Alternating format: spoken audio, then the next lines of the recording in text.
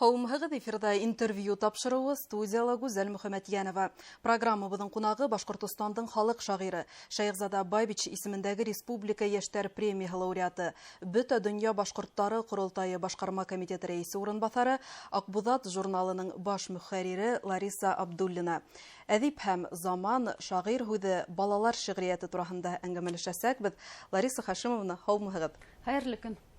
Беренсенән һеҙҙе Башҡортостандың халыҡ шағиры исемен алыуығыҙ менән ысын күңелдән ҡотлайбыҙ. Киләсәктә лә яңы көс дәрт менән илһамланып ижад итергә яҙһын. Рәхмәт итеп. Әйткәндәй, Лариса Хашимовна, һеҙ ниндәй мөхиттә үҫтегеҙ? Бала сағығыҙ нисек үтте? Минең бала сағым шиғри донъяла үтте дип әйтергә мөмкин, сөнки әсәйем үҙе шиғырҙар яҙа, үҙе шиғырҙарҙы сәхнәләрҙән тороп уҡый торғайны. Ул үҙе финанс өлкәһенең белгесе булһа ла, ул финанс техникумын тамамлаған Өфөлә. Әйткәндәй, ул филология факультетына уҡырға ингән булған ул. Элек бит бына студенттарҙың уҡырға, йәш кешене уҡырға инеү-инмәү тураһында ҡағыҙ почтаға килгә торған булған. Ул почтальондың оло сумкаһының төбөндә ятып, әсәйемә октябрь айында ғына китереп тоттырған. Шул рәүешле ул ваҡытта ул инде финанс техникумда уҡып йөрөгән. Һәм әсәйем ғүмер буйы әҙәбиәткә ғашиҡ булды һәм мин бәләкәйҙән ана шул матур әҙәбиәт тыңлап, беҙҙең хатта өйөбөҙҙә дуҫлар менән осрашыуҙарҙы күреп, ауылыбыҙҙа осрашыуҙарҙы күреп үҫкән баламын. Әҙәбиәткә булған һөйөү миңә әсәйемдән, әсәйем аша ныҡ килде әҙәбиәткә. Әсәйегеҙҙән бала саҡтан. Яралды. Балалар өсөн әҫәр ижад иткән яҙыусы халҡының киләсәген хәстәрләй тигән төшөнсә менән килешәһегеҙме? Әлбиттә килешәм генә түгел. Был хаҡта минең киләсәк дигән шиғырым да бар. Был хаҡта үҙенең бына әңгәмәләрендә элек беҙҙең балалар әҙәбиәтенә бөйөк балалар яҙыусыһы бар ине. Салфан аға Әлибаев, Әхмәттең теле асыла дигән шиғырҙары бар, киң танылған шиғырҙары. Ул да әйтеп китте, беҙ бит балалар өсөн яҙған кеше халҡының киләсәге менән һөйләшә. Ул бөгөн һөйләшә киләсәге менән. Сөнки ул бала тыуған. Ул хатта беҙҙең һәм бөгөн беҙ уның күңеленә һалырға тейешбеҙ. Һәм әгәр дә беҙ ул шулай уҡ Сергей Михалковтың да һүҙен иҫкә алып киткем килә. Ул нимәте сегодня дети, завтра народ. Беҙ бөгөн ул баланың күңеленә һалабыҙ икән, ул беҙҙең халҡыбыҙҙың йолаларын, мәҙәниәтен, тарихын, әҙәбиәтен 5 йылда, 10 йылда үтмәй, ул паспортын тотоп, һаумыһығыҙ, мин башҡорт егете, мин Урал батыр эпосын уҡып үҫтем, һәм мин шиғырҙар яҙам дип барып торасаҡ. Ыснап беҙҙең шундай ҡеүәтле, матур йәштәр килә бит инде. Шул тиклем ыснапта үҙҙәре тарихты яҡшы беләләр. Бик күп йәштәр яҙыша, үҙҙәренең шәхси аккаунттары бар Телеграмда, бар аккаунттар бәйләнештә социаль селтәрендә. Беҙҙең ижадсы йәштәр ыснапта бик күп. Һәм уларҙың бөгөнгө көндәге йәштәргә шуныһы ла һәйбәт бит. Улар, мәҫәлән, беҙ бит баҫма матбуғатта баҫылып үҫтек. Уларға хәҙер мөмкинселек бар электрон баҫмаларҙа ла баҫылыу. Һәм электрон баҫманы хәҙер бит йәштәр үҙҙәре күберәк уҡый. Улар электрон китапты күберәк уҡый. Һәм шуға күрә балалар да бөгөнгө көндә хатта телефонды ҡулына йышыраҡ тота китапҡа ҡарағанда. Әммә Аҡбуҙат журналы, мин һәр ваҡыт әйтәм, ул баланың беренсе китабы. Шуға күрә ундағы һүрәттәр менән һүрәт ҙур, ҡыҙыҡтыра һәм шул бәләкәй генә текст менән йәлеп итеп, баланы беҙ текстта уҡырға өйрәтергә тейешбеҙ. Шуға күрә ысынлап та ул ныҡ төплө уйланып әйтелгән фекер, ысынлап та ул баланың халҡының киләсәге менән эшләй кеше. Лариса Хашимовна, әлеге ваҡытта республикала балалар өсөн ижад итеүсе яҙыусылар, шағирҙарға, яҙыусыларға ҡытлыҡ юҡмы? Беҙ Башҡортостан Яҙыусылар союзынан берлектә былтыр Аҡбуҙат журналы үткәрҙек. Башҡортостандың халыҡ шағиры, Аҡбуҙат журналының беренсе баш мөхәррире Факиһа Туғыҙбаев исемендәге конкурс. Һәм шунда күренде инде бер тиклем беҙ ҡапшап ҡараныҡ, балалар әҙәбиәтенә мөнәсәбәт нисек икән, балалар әҙәбиәтендә эшләүселәр нисек үҙен тота икән, белеп ҡараныҡ.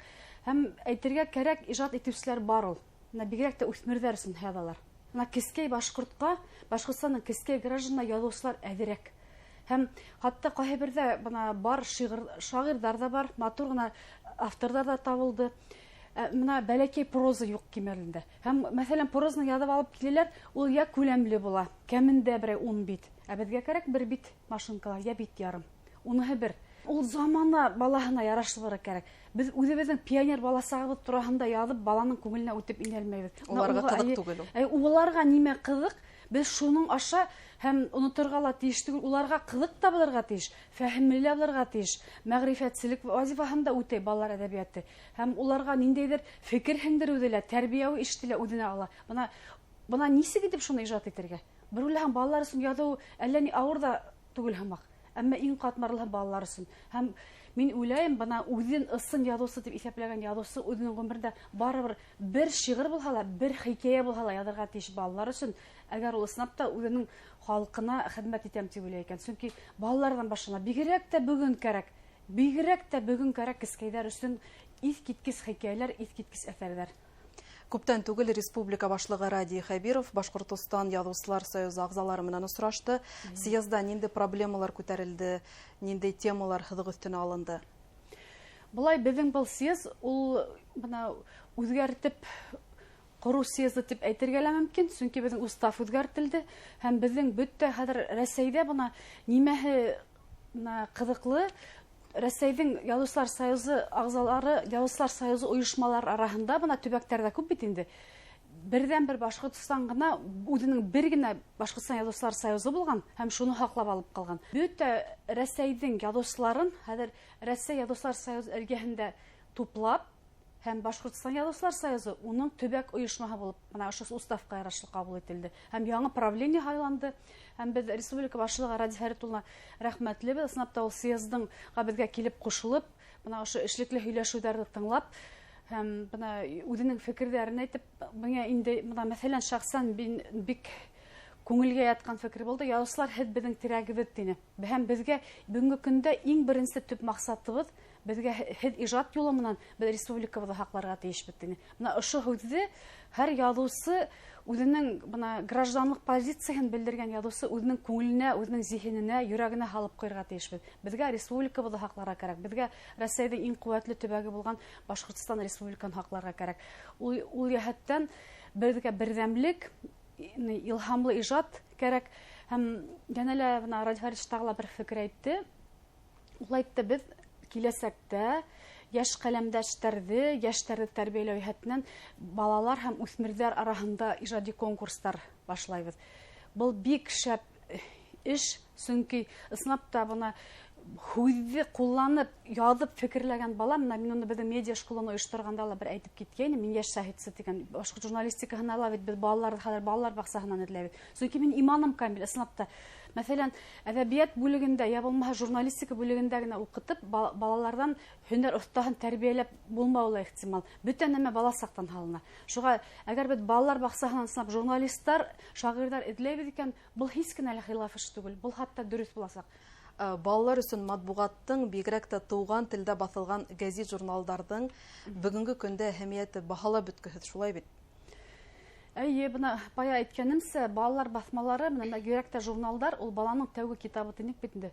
Шуңа күрә бuna без баланы барыбер дә кагыз форматтагы китапка кире кайтарырга тиешбез. Бuna китап байрамында оештырып, без бит инде Рәсәйдә иң укыган төбәк буларак танылдык. Хәзер бuna ошо әйтәйек, байракты, әлемде күтәреп алып, безгә хәзер бuna китап байрамдан унан тыш әйдә уйнайык дигән проект безнең дәвам итә. Әйдә уйнайык тала бит бар уен форматында баланы китапка илыктыру. Әйдә әле бuna ошо уен аша ошо һүзләрне укырга өйрән дип. Снапта һәм милли матбугат ул безнең менә Башкортстанда гына түгел, әйтәйек, Рәсәйнең башка төбәкләрендә лә менә без мәсәлән аралашабыз, баш мөхәррирләр балалар басмаларының без бөтәбез дә белеп торабыз. Снапта төп эш ошо балалар басмаларындагы милли матбугаттан башлана. Әгәр уның һүрәттәре матур булып, әгәр уның текстлары шундай кызыклы булһа, бала снапта алыгып китәсәк. Без бит үзебез дә менә әкияттәр аша укып үттек. Шул вакытта менә риваяттәр аша укып үттек. Әйткәндә менә безнең Июльханы сыгып килә Акбат журналының. Ул тотышлаймын Урал Батыр эпосыннан алды. Ә безнең рәссамдар аны шундай матур һүрәттәр белән бирәне. Ул һәрбер һүрәтте рамкага алып, стенага элеп куярлык. Чөнки безнең һәрбер рәссамбыз бүгендән халык рәссамы исеме бирелик. Искиткес матур һүрәттәр. Онда 10 яшьлек бәләкәс кенә Урал кусагында иркәләнеп үскән, арысланга атланып йөргән, матур гына Урал дигән малайдан нисек итеп Урал Батыр булып Акбатка атланган ир-егеттең менә эпостың өлештәре менән биреп бетә күрһәттек. Бuna китап нәшриятында әйтүләренсә, хәзерге вакытта проза үтемле, элек киресенчә шигъри йыентыктар ине. шигъри һүҙҙең бәҫе бармы? Мин уйлайым, бар. Халыҡ шиғыр уҡый, шиғыр тыңлай. Бына осрашыуҙарҙа беҙ балалар менән, бына йәштәр менән, өлкән буын менән бөтөнләй бына йыш осрашабыҙ. Йылына ғына нисәмә, мин йылына әйтәйек, үҙебеҙҙең республикабыҙҙың 54 районында булмаһам да, быйыл инде 54-тең генә түгел, бөтә һәр бер ҡалаларында ла булырға туры килде. Республика башлығы Ради Фәрит улының башҡорт теле балалар баҡсаларына индереүгә ярашлы поручениеһын үтәү маҡсатынан беҙ бөтә райондарҙа ла йөрөп сыҡтыҡ республика буйынса. Һәм ошо осрашыуҙарҙа балалар без шиғыр уҡыйбыҙ ғына түгел, балалар үҙҙәре лә шиғыр уҡый. Һәм шиғырға һүҙгә халыҡта ихтыяж бар. Халыҡ шиғри һүҙгә ҡарай, ниндәйҙер бер илаһи көскә ҡараған һымаҡ ҡарай. Әйтәйек, беҙҙең бит Ҡөрьәндә көйләп шиғри форматта яҙылған. Беҙҙең бик боронғо эпостарыбыҙҙа шиғри форматта яҙылған. Ул шиғри һүҙҙең ул кәрәк ваҡытында ғына әйтелә торған һүҙ дип ҡабул итә күрәһең.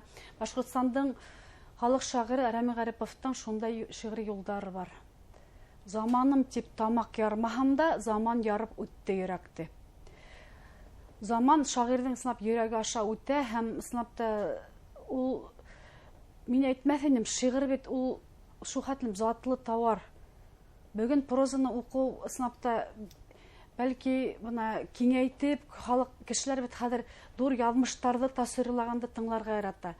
Әммә әйтмәҫ инем, бәлки һатыу яғынан ҡарағанда шиғри китаптар һирәгерәк алыналыр. Әммә уҡымайҙар тип әйтмәҫ инем. Мәҫәлән, беҙҙең бит китапта ғына түгел, әлегә баяғы электрон форматтағы шиғыр уҡыу ҙа бар, шиғырҙы яҙыу ҙа бар. Бәйләнешле социаль силтәрендә үҙенең ижади төркөмөн асҡан башҡорттар бик күп.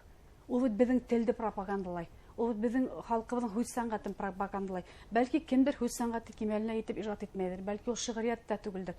Әммә уның ошо ижад итеп башҡорт һүҙе таралып ултыра бит. Электрон форматта. Һәм ул был бары тик хуплауға ғына лайыҡ.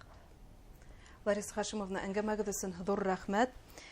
Иҫегеҙгә төшөрәбеҙ, Башҡортостандың халыҡ шағиры, Бөтә донъя башҡорттары ҡоролтайы башҡарма комитет рәйесе урынбаҫары, Шәйхзада Байбич исемендәге республика йәштәр премияһы лауреаты, Аҡбуҙат журналының баш мөхәррире Лариса Абдуллина менән әңгәмәләштек. Киләһе осрашҡанға тиклем һау булығыҙ.